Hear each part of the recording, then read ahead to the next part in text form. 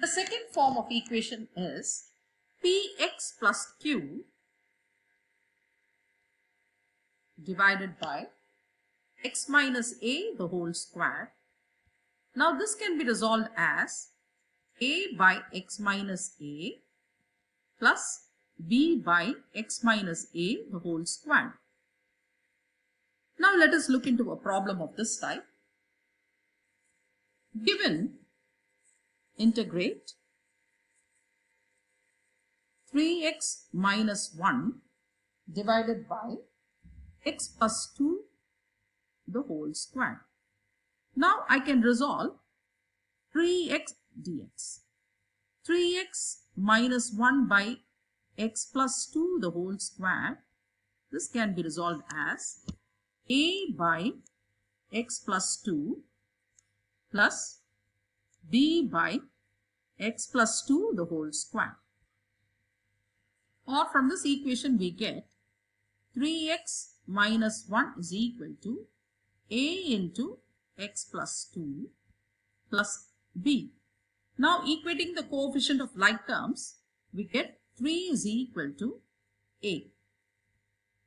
So I am equating for x. Now equating for constant term, that gives you minus 1 is equal to 2a plus b.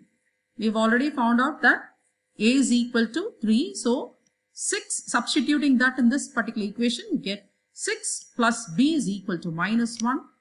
6 plus b is equal to minus 1, or b is equal to minus 7. So we have found out a value to be 3 and b to be minus 7. So now we can rewrite the equation as integration of 3x minus 1 by x plus 2 the whole square dx is equal to a is, we found out a to be 3 and b to be minus 7. So a is integration of 3 by x plus 2 plus b is minus 7, integration of minus 7 by x plus 2 the whole squared dx, which is nothing but 3 log of x plus 2 plus minus 7 times, this can be written as x plus 2 to the power of minus 2. So when I integrate that, I'll get it as x plus 2 to the power of minus 1 by minus 1, or I will get it as minus 1 by x plus 2 plus c, or this can be written as 3 log of x plus 2 plus 7 by x plus 2 plus c. The next form is the quadratic form, that is px squared plus qx plus r divided by x minus a times x squared plus bx plus c. Now look carefully. The numerator is of the form of a quadratic form. In that case, whenever it is going to be a quadratic form, then it has to be resolved like this. That is a by x minus a plus bx plus c by x squared plus bx plus c. Now let us look into a problem of this type. Integrate x squared plus x plus 1 divided by x squared plus 1 times x plus 2. Clearly, the numerator is of a quadratic type. So we can resolve the the fraction as a by x plus 2 plus b by bx plus c by x squared plus 1. Now we have to find out the value of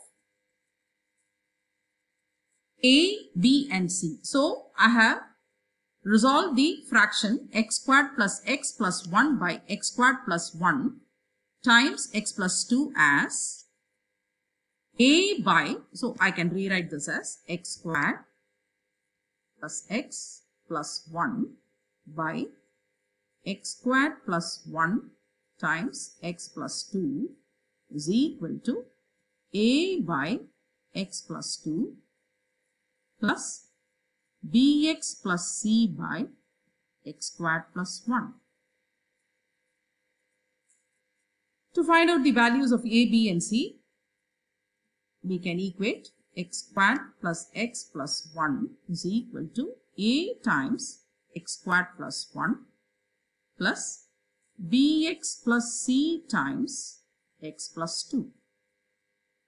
Now equating the coefficient of like terms, we get for x squared, it's now going to be 1 is equal to a plus bx into x is now going to give you bx squared, so a plus b. Let us take that as one equation. Now equating the coefficient for x, so that would give you again 1 is equal to a, no, we don't have x in the first term, but in the second term we do have, that is 2b plus c.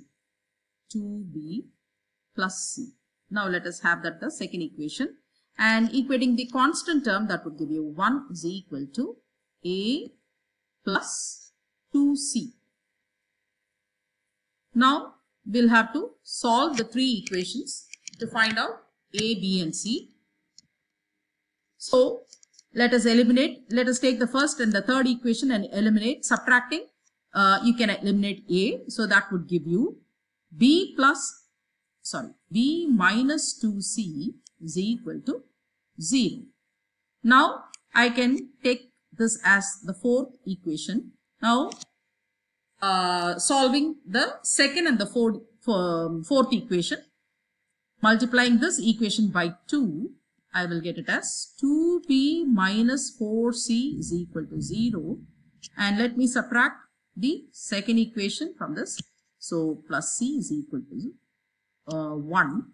So that would give you, on subtracting, it gives you minus 5c is equal to minus 1, or from this we get c is equal to 1 by 5.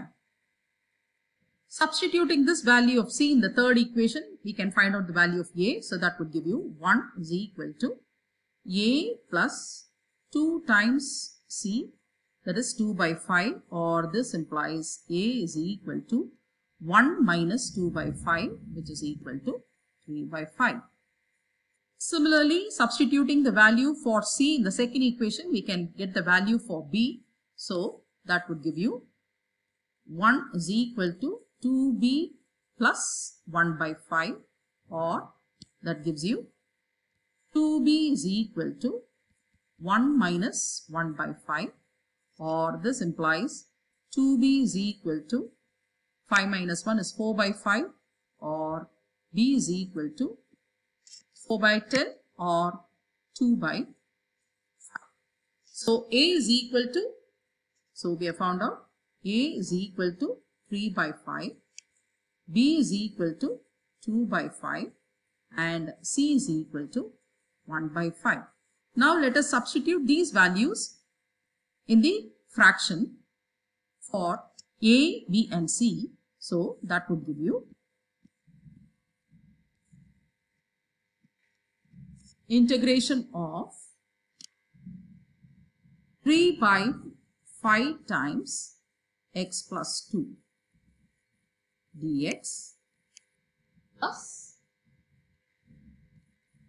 2 by 5 x plus c is 1 by 5 divided by x squared plus 1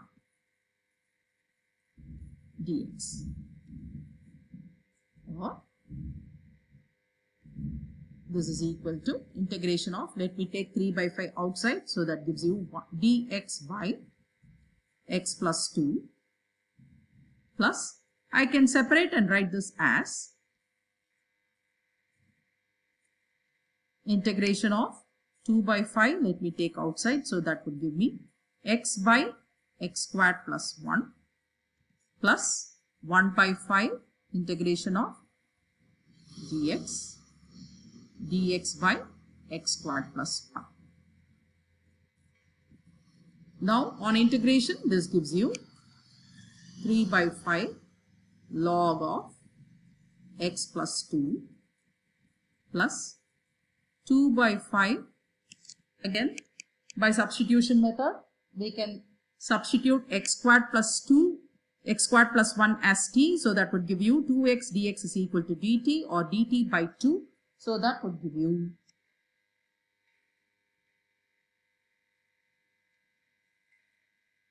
dt by 2 by t, that is nothing but 1 by 2 log of x squared plus 1 plus 1 by 5 tan inverse of, this is of the form x squared plus a squared, which is nothing but tan inverse of x. So 1 by 5 tan inverse of x plus c. So here this 2 and this 2 can be cancelled. So the final answer is